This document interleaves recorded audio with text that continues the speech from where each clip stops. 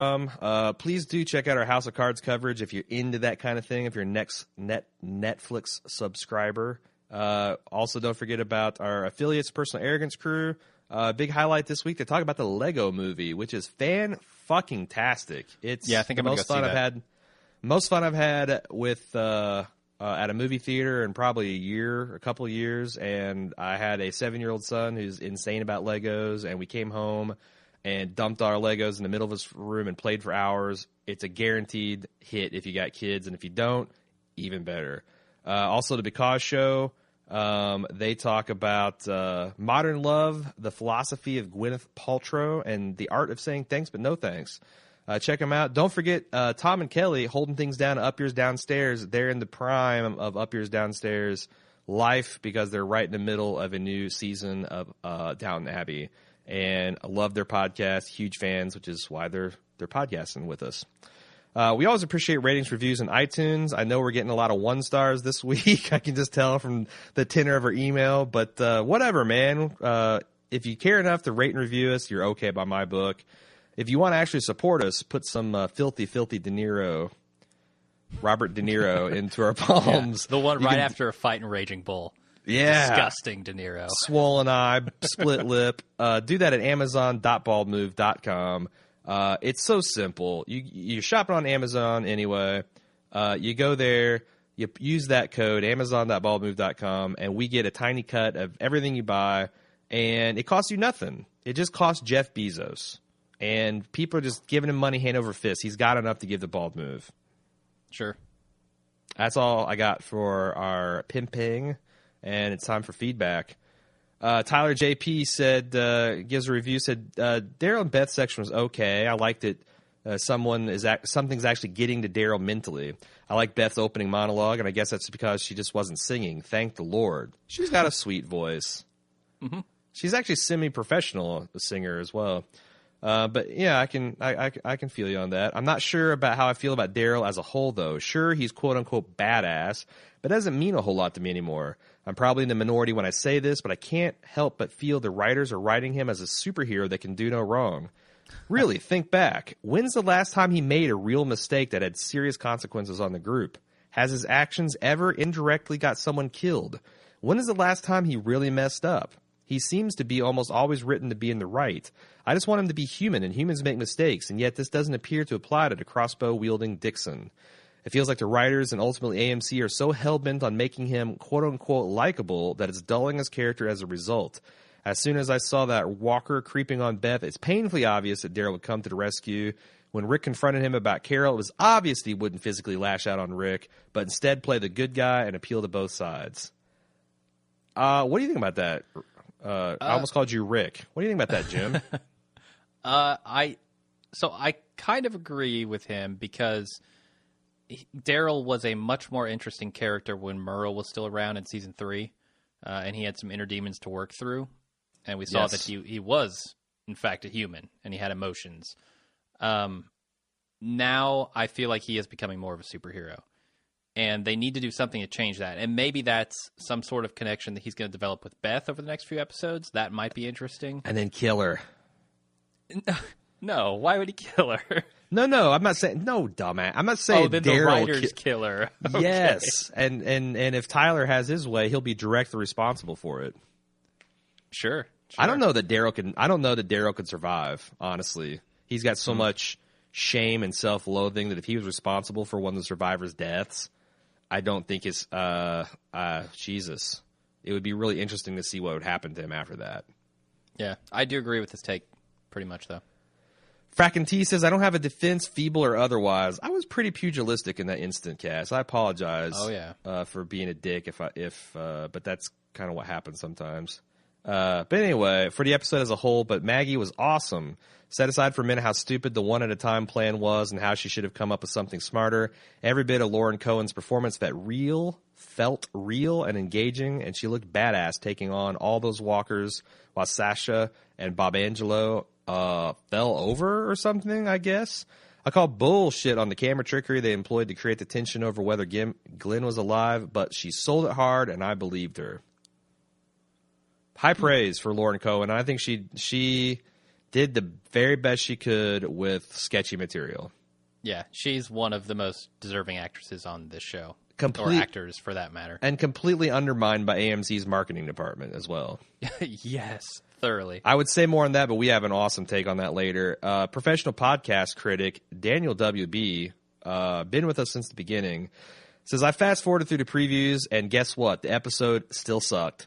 People keep making moronic survival decisions, right down to our favorite woodsman Daryl building a campsite in the middle of the forest. How about you climb a tree or find a field? What's wrong with looking through the damn windows to see if Glenn was on the bus?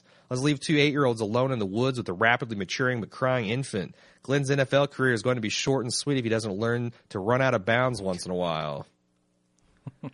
Good take. Have you seen the Mythbusters Walking Dead episode? I haven't, no. It's got Michael Rooker on it, which is always awesome. And they actually did a thing where they saw if you could sprint through a field full of zombies. And they tried it at several different population densities. One is like your average suburban town, and they ramped it up to the population density of New York City. And then they did one, I think, for what the most populous city in the world, and it was either in Brazil or China. But it turns out, even at those densities, it's somewhat easy, at least 50-50, of being able to sprint through if you're in pretty good cardio condition. And sure. I thought that would have been more interesting than just him running through the pile, but whatever.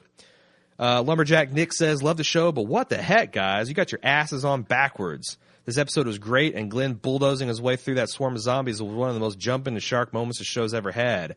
Tiny man against a weight of 30-plus zombies? I don't think so. Buster balls, man. He buster balls, but the rule of cool will allow me to forgive a lot. And sure, maybe that's my argument with the audience, is that they think things are a lot cooler than I do. So if so, I can see where you're coming from.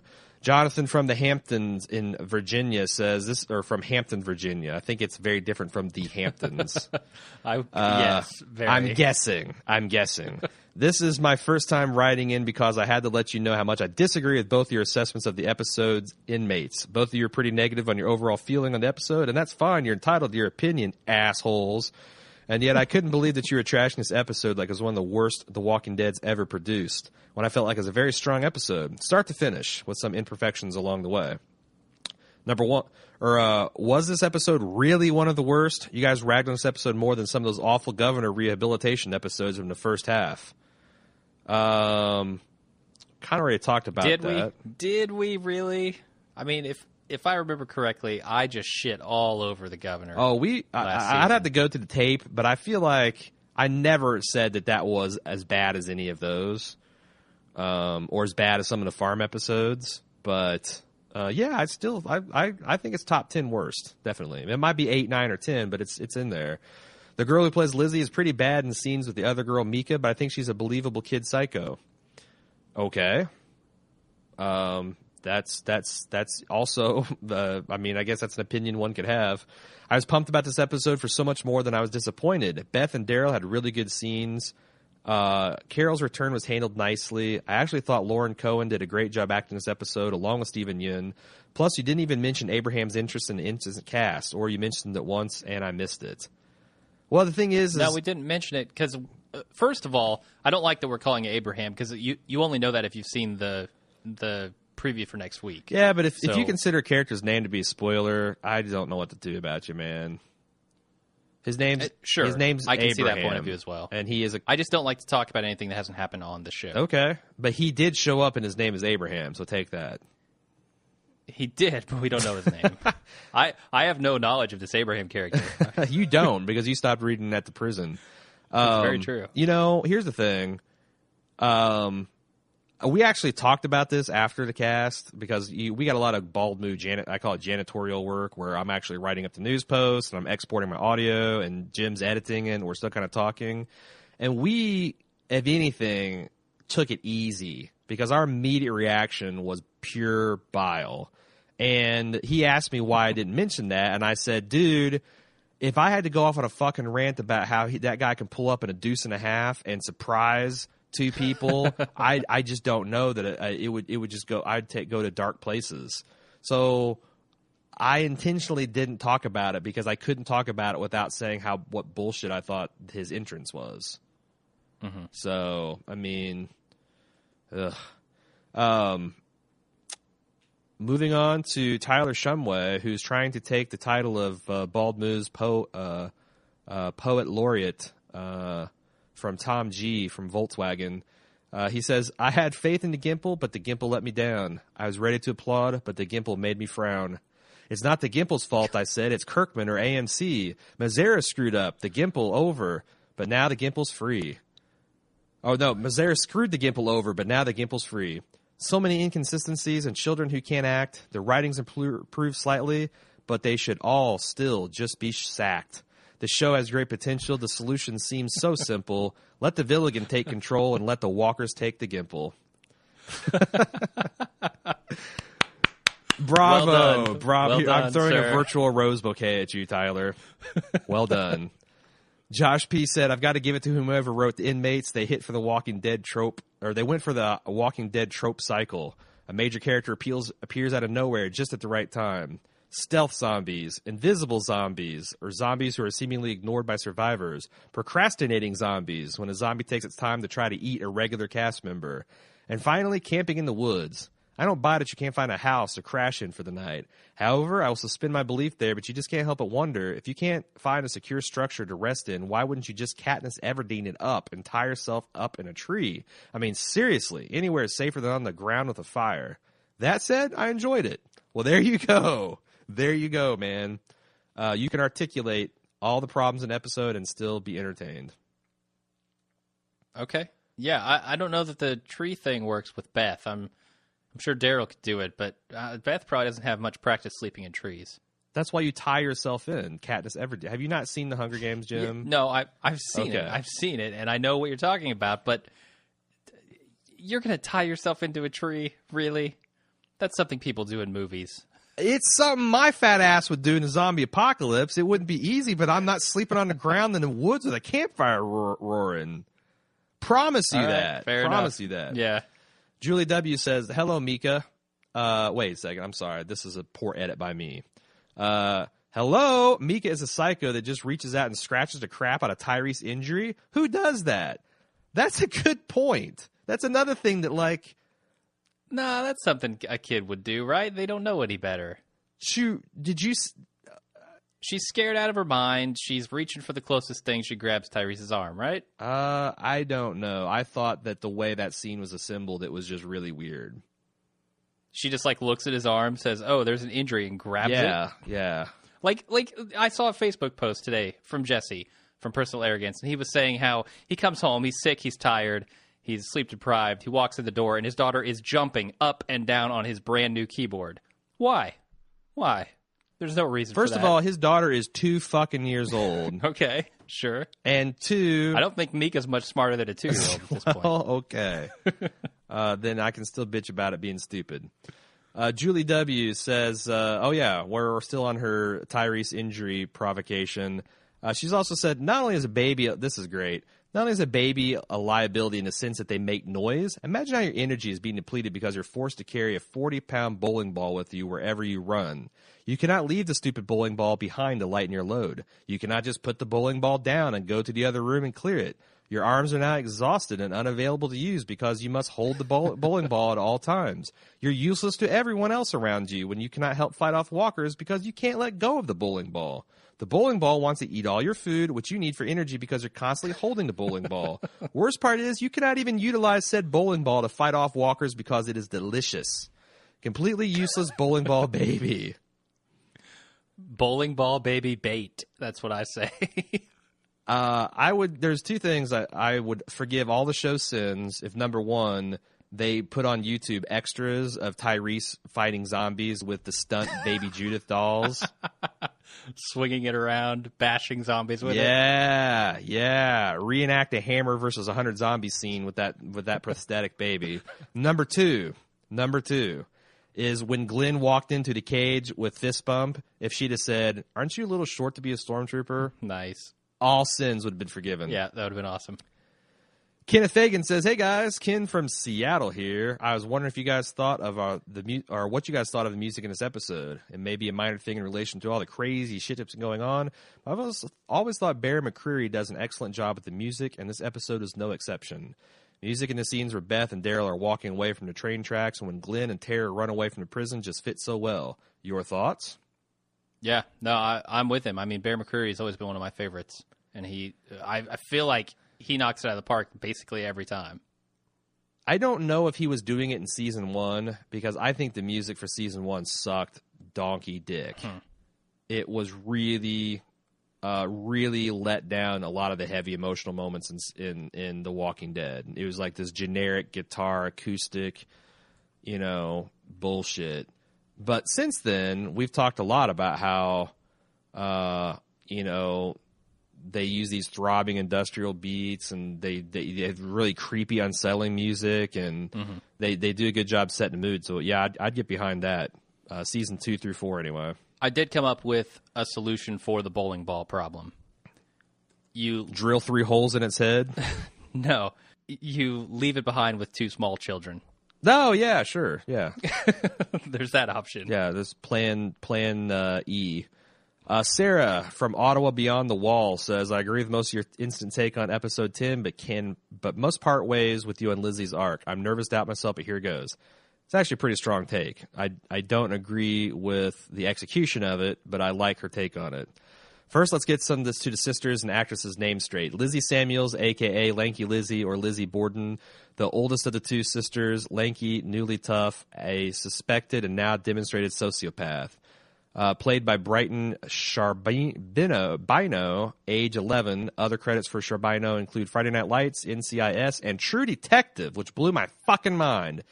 That she was one of Woody Harrelson's kids on that. And how is she? Well, first of all, they don't act her. Let's just put it this way: they don't really ask her to do much that would be outside of her wheelhouse. So the fact that I didn't even notice it was the same girl speaks volumes. Mika Samuels, a.k.a. Mika with the Cheeks. The younger sister gets scared as Chipmunk Cheeks, played by Kyla Kennedy, also age 11. Blew my fucking mind. Other screen credits include The New Normal and CSI. I agree that Kyla Kennedy playing Mika is not that great of a child actor. In contrast, I like Brighton Charbino's performance. Lizzie creeps me out, scares me, and frustrates me, but I find her consistently watchable and completely unpredictable. I give credit to Charbino as an actress for evoking this reaction to me. Spoiler alert, I'm butchering her last name. It could be Charbino, Charbino. I have no idea. What draws me to Lizzie and her arc? I think it has to do with the little explored theme of girls and violence. It's already been noted by this podcast, by listener Deb sometime back. The girls have not fared well on The Walking Dead, starting with the teddy bear girl in the pilot. We've seen Sophia, Penny, and Megan all bite the dust. Things don't look good for Judith. This might reflect our society's particular horror of violence perpetuated on girls and young women. Nothing is more headline-grabbing than stories of kidnapped, abused, or murdered girls. Yet, society is also fascinated and repulsed by females who commit acts of violence. Look at the horrified fixation around Casey Anthony and Amanda Knox trials. In Canada, there's been a few haunting stories about girl bullying in recent years. One involved the brutal gang member of a teenage girl who was beaten into a coma and left to drown under a bridge by her female classmates. Here in Ottawa, 3 17-year-old girls are currently being tried for having forced another teenage girl into prostitution. Like most people, I'm stupefied by these acts, not least because they're being committed by the quote-unquote fairer sex.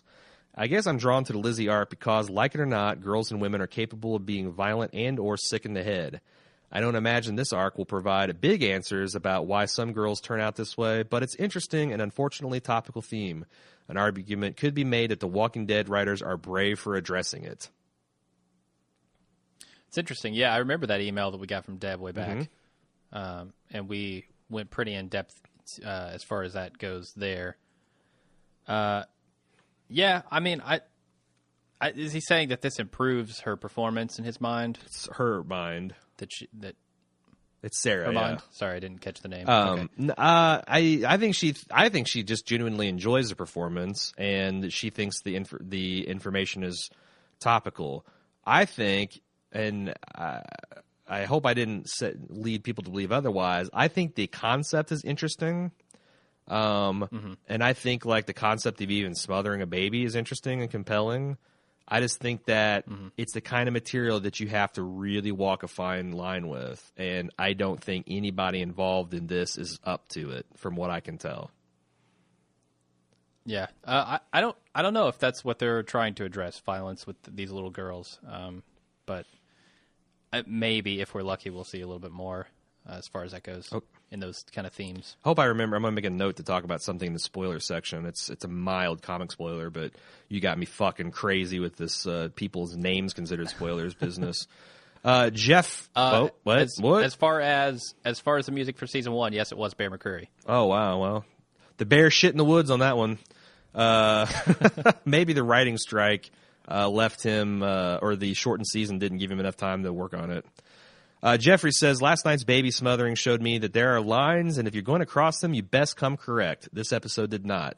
This is one of the emails where I would have made this point, but I think he made it better than me and wanted to give the listeners some room to vent. Everything about this plot point was cheap. Why Cuddy, who had tenaciously defended all 3 girls, would leave Judith in the care of these 2 is unexplainable, except that the show wanted to get to the baby smothering. Then it lingered on the horror of that act as the show ham-handedly makes its points that babies are zombie bait and that Ferret Girl is a psycho, all intensified by our hatred of these girls both as characters and as real-life people for their shitting acting. And then Jeffrey did not make the pledge not to bag on child actors. That was me. Okay. Then it gets even worse by the sudden appearance of Carol. Did she intervene to save the baby's life? Was it happenstance? Who cares, the show says. Never mind that the baby would have been dead or brain damaged 5 times over. The show has always tried to pretend it's a realistic-ish human drama driven by cataclysmic events. But now The Walking Dead is just well-dressed but poorly acted exploitation schlock. Happy to concede basic human principles when it can't think of anything better to do. And that's why it doesn't deserve to play with the tools it decided to take down off the top rack. Jeffrey, who might be particularly inflamed because he has a 2-year-old daughter named Judith. Fair enough. Yeah, I so agree with his final thoughts there. It's like when you see a show that is a kind of a lighthearted comedy or adventure, a romp, and they take on something like, like if The Simpsons tried to make a serious point about torture. It's just so Okay. out of left field that it's. I often talk about whether a show has earned a moment. Has The Walking Dead earned the right to smother a baby? It's No. like I like his point. Is like they're taking the big boy toys off the top shelf, and they're playing it with no real emotional awareness, and just because they're running out of things to shock the viewer with, because it's That too could hard be to the come up case. with compelling characters and putting them in mortal danger, that we'd actually care about. So hey, let's just smother a baby. And that is one of the things that really, I think Jeffrey did a good job of articulating. And I had at least 5 emails making the same point. Jeffrey had the virtue of being the first one to send it and had a really good take. So he got the credit. But Yeah, it's also interesting, though, coming off of what was not a perfect episode last week, but a much better episode and with a lot more character development and some really good emotional arcs in there.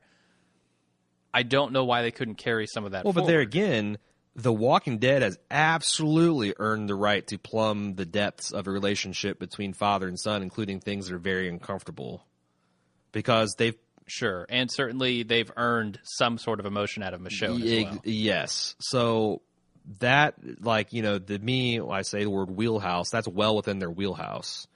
But, imagine if they had they'd tried that in season 1 with us knowing nothing about Carl or Rick or have their relationship and the things that went on between them and his mom and shit. I mean, it felt just like they're just trying to get us worked up. And that's the problem here. Rachel from Hawaii said, wants to make a couple of predictions. Number 1, Daryl and Beth both die from Lyme disease after laying down in that tick bed forest in the cold open. I believe that. Also, Bob's booze comes to the rescue for Glenn. Perhaps his alcoholism is a surprise twist plot thread, and the rest of the season will show the hilariously excellent benefits of allowing a loose cannon to stay in the group. The show could use a little humor. I don't know about that. Yeah, what if Bob was played like Tom Hanks' drunk uncle from Family Ties? Dude, That would be interesting. Family Ties. What, you're too young for Family Ties? I'm a little too young. Full House. You hit me with the reference for Full House. I'm good, but Okay. Well, maybe he'll be Kimmy Gibbler. Dylan S. said, I thought it was clever how all the scenes started or ended with the do not pick up hitchhikers. They may be escaping inmate sign. True. That was a nice little flourish. I have a question for Aaron. Last cast, you said that Chandler Riggs wasn't a good enough actor to do what is required, but you also said he was too old to do what is asked. So you want a young child actor that has the same acting chops as Andrew Lincoln or Norman Reedus? That's a tall order. it is. But they exist. Well, go fuck your no. Let's see. I think that if I allow myself to articulate myself, that it might not be that big of a contradiction. What I'm saying, if you had a actor of Chandler Riggs levels or even slightly below, you could get by with a lot more by having them be 8 or 9 years old. And the emotion that they can't put in their performance is going to carry through just by them being that young and vulnerable and trying to be so tough for their dad. Mm-hmm. And also understood that they're scared as well. If you're as old as Chandler Riggs, then if you would have just a little bit more emotional bottom that you could dig deep into, and I don't know, it's just I got from the performance that Chandler Riggs has never really been angry at a person or had experienced any real loss. Maybe like not even a dog died. Yeah, he's a pretty young kid. I would hope he hasn't had too much loss yet. So maybe they can kidnap one of his pets and murder it. Oh, no. The real-life actor, the Chandler Riggs pet? No, That's I never horrible. set him a bag on. So it's like, again, like season 1, Carl, would have been really fucking tragic that say those dialogue. And slightly older, but he was just in that, like, where you've got, like, the acting ability rising and then the believability of the age for the stuff he's saying, and they kind of meet in a sweet spot in the middle, and he was just a little bit to the left or right of that for me. Again, not terrible, just one of my single favorite moments in a comic, one thing that genuinely moved. I don't cry very often, but I got very misty in the bald move when I read that episode, having a son myself, and that's what I was looking for, and I didn't get it. So shame on me. Dante says, have you noticed that every walker in the show wears long sleeves? I wish I hadn't noticed this because now I can't watch any scenes with walkers without looking for this. None of the walkers wear short sleeve shirts. We're to believe that when the apocalypse started, that every single person in Georgia was wearing long sleeves. No one in tank tops. No one in regular short sleeves. Every single person died wearing flannel. What the fuck? What is this, Seattle? It's funny you mentioned this because last episode, my girlfriend and I were laughing about how every fucking zombie looks like the painting of American Gothic. They're all wearing some combination of flannel and overalls and weird old-timey farm dresses and weird, like, Amish-style combat boots. If they're the ladies, like, it is really bizarre. Now, the real life reason for this is it saves on makeup. Yeah. You're rocking arms. You got to make those arms look diseased and disgusting, and that costs money. But I agree. I think they should splurge and throw in a couple T-shirts, a couple of mini skirts, couple of zombies wearing torn up fishnets or something. I don't know, a muscle shirt. Okay, sure, all of the above. Swimming trunks and flip flops. Well, I guess the flip flops would have fallen off by then. A tuxedo. How about that? Still keep your long sleeves and its variety. A tuxedo T-shirt to bring it back around to the wedding. There, you got the best of both worlds there now, Jim. Ugh, yuck. Mark from Philly said, I've been trying to figure out exactly what is preventing The Walking Dead from reaching the heights of Breaking Bad and Mad Men. I almost said Breaking Men and Bad Mad. Despite Season 4 being an improvement over Season 3, the show is about as good as it can get. This is because you have a three-way battle for the direction of the show between Kirkman, AMC, and the producers. Each of these parties has their own priorities, and it appears that only one current producer cares about characterization and depth. Obviously, it would have been made much more sense to follow one or two survivor groups for the first few episodes. There's a reason why Glenn's survival was spoiled for the previews. AMC wanted to create buzz for the following week. Compare this to previews we saw for the final 8 of Breaking Bad. I have a feeling that if the Gilligan hadn't swung a stick around, AMC would have ruined those episodes as well. This episode would have been one of the best of the series if mainly followed Beth and Daryl with the journal entry narration. I swear it feels like each of these three before mentioned parties gets to put specific scenes together. The quality difference from scene to scene is incredibly noticeable. So let me jump in here. The Breaking Bad was not actually made by AMC. Breaking Bad is made by Sony. Yes. So I don't think they would have had the same leeway over Breaking Bad.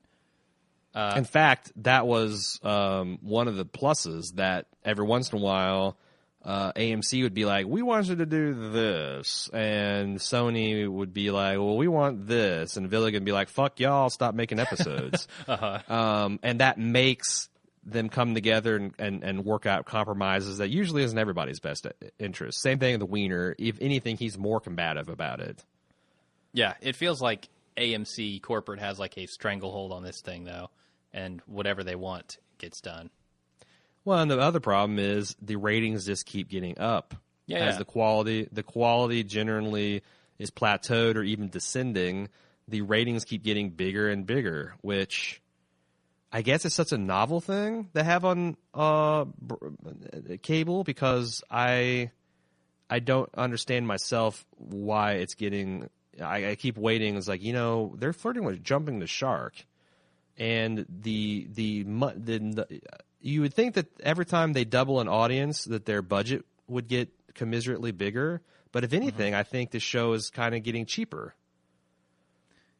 So yeah, in some ways it feels like it. I don't know that the show has degraded all that much in quality that we can judge yet. I mean, yes, they've had a couple stumbles. The governor shit at the end of last season was not good, in my opinion. Last episode I thought was pretty good. This one I didn't like. But the stuff before the governor in season 3 was really good. Yeah. I mean, maybe it's degraded for a couple episodes, but we haven't seen the rest of the season. I'm going to see how things play out. Tyler from Michigan is our last non-spoiler take, says he had a couple points he wanted to talk about of things that bugged him. Said, the idiot survivors by the tracks. How do you survive this long and not be able to kill and or get away from 4 zombies? That's absolutely a problem with this show. Like, all your dumbass backpack people, all the Terras that didn't know how to shoot zombie in the head, they should all be dead now. So you should only have guys like Abraham and Rick and Daryl and girls like Michonne and Maggie and Andrea walking this earth. Yeah, pretty much. Unless they're being protected by somebody. But like a Woodbury situation.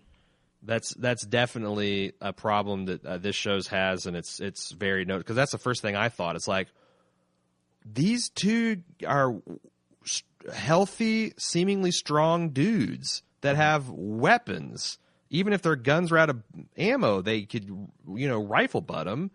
What in the hell is taking so long? Why can you not kill these shambling? They make it a point that these guys aren't too tough. I mean, shit, Carl killed 4 of them by himself in a dark alley with a half full pistol last week. Yeah, like, I don't get it.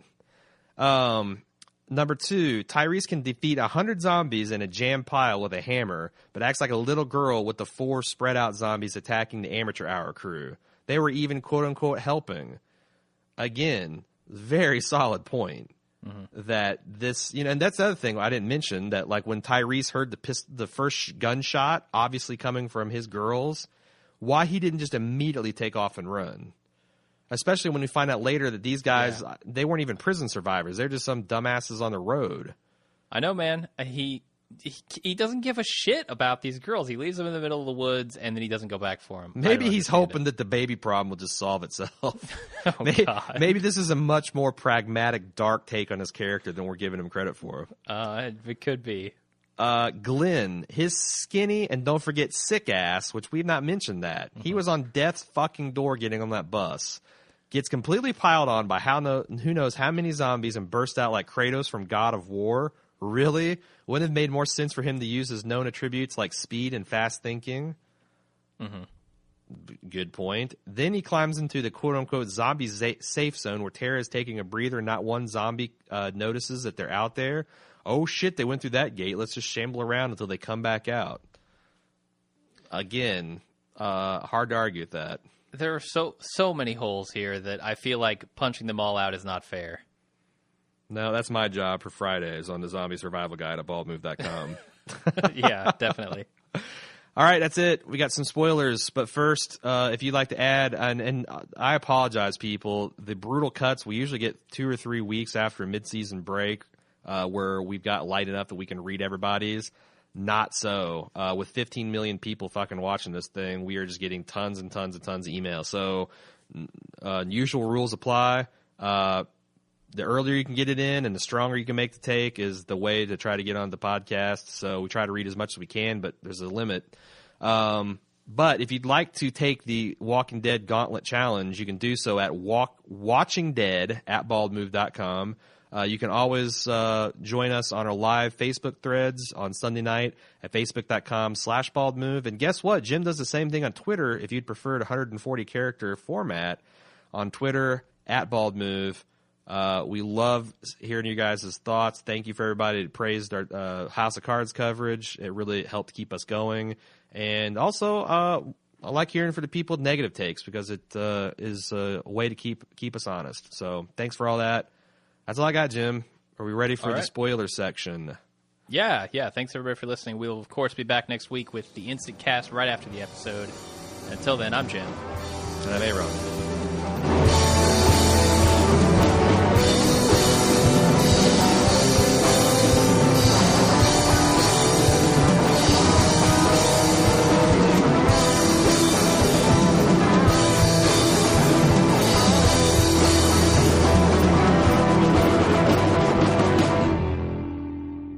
We're back with the spoiler section. What do we have this week? Trisha DB says, I'm sure I'm not the first to think of this, but I think instead of Carl putting Lizzie down as he does in the comics, it'll have to be Carol. She's going to at some point have to take responsibility for being an enabler of a psychopathic Lizzie, especially after she kills her sister at some point. Hopefully as soon as these child actors are the worst. Are they setting that up with the potential that Lizzie killed those sick people and Carol covered for her? Yeah, you know what? That's back on the table, even though that doesn't make sense on a lot after this episode. That's where I don't think people also understand why I get angry, because I feel like I know broad strokes where this season's going, and I just like,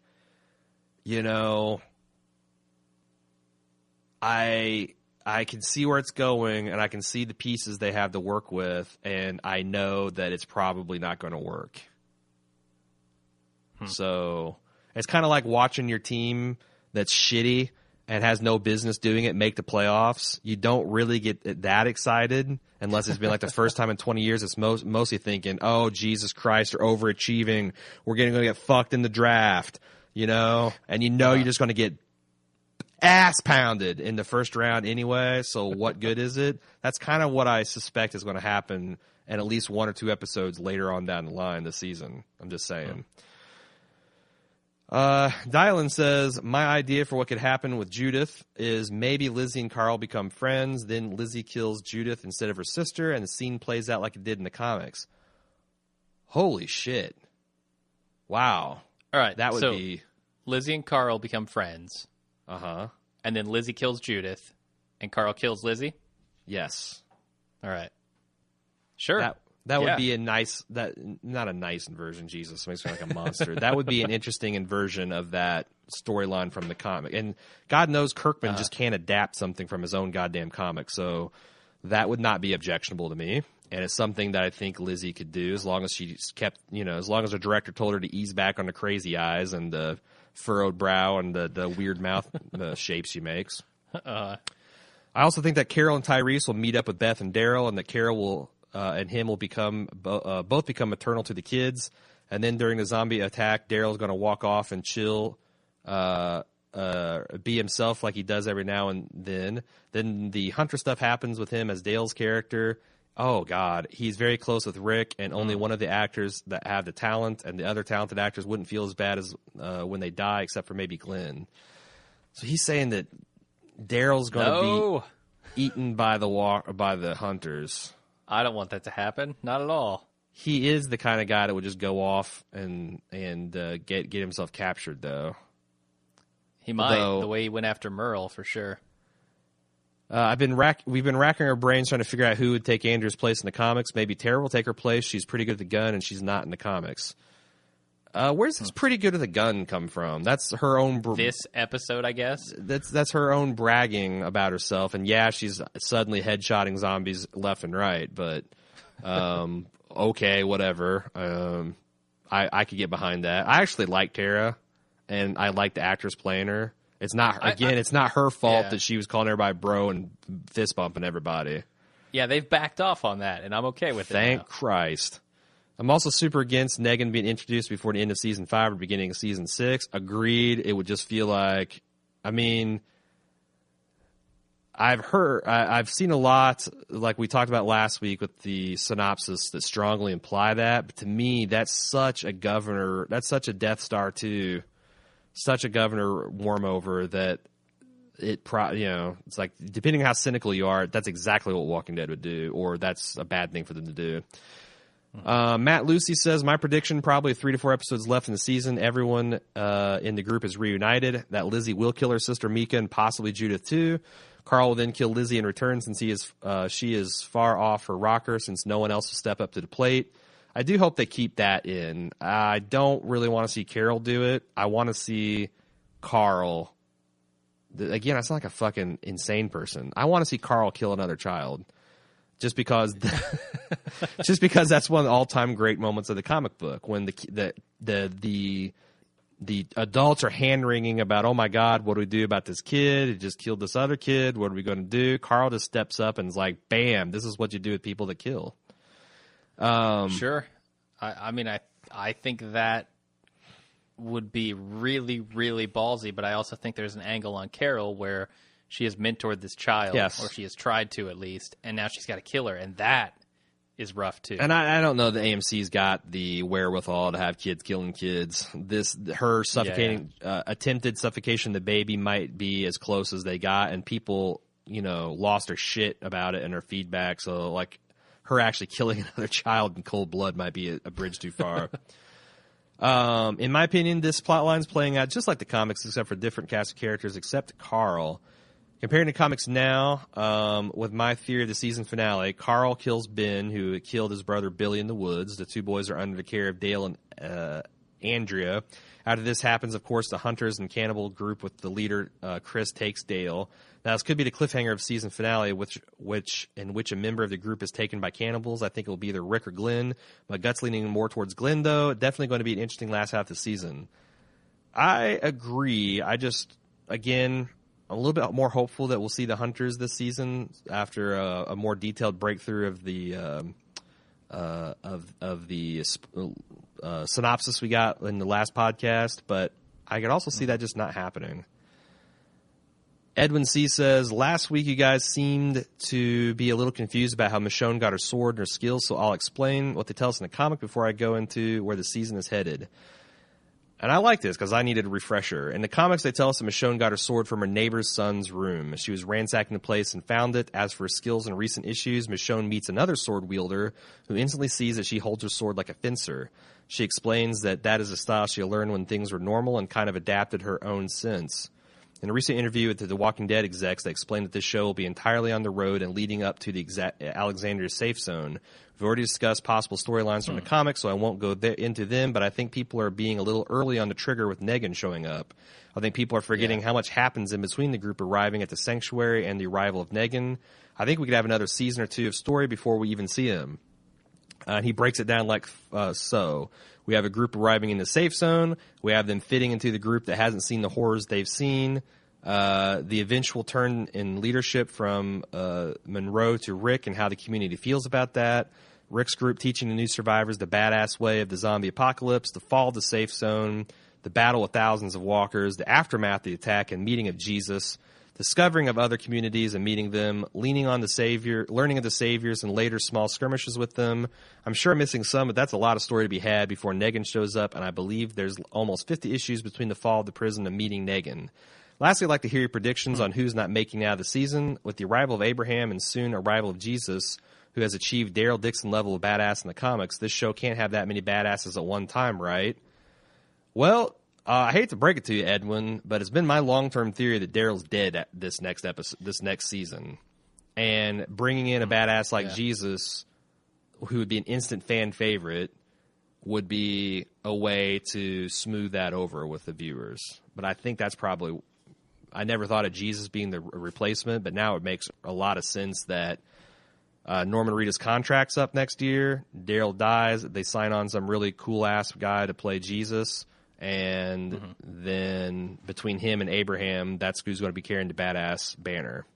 Okay, that could work. I actually like his point about kind of the timing of everything, how long it could take to get to Negan, because they do... It can, and probably should. Certainly. If he's talking about like getting to Alexandria and like the being overrun and everything and having thousands of walker battle, like they've already teased that, right? They showed that big wall of walkers. Yeah, right. So if anything is going to happen this season, they're going to probably battle that wall of walkers.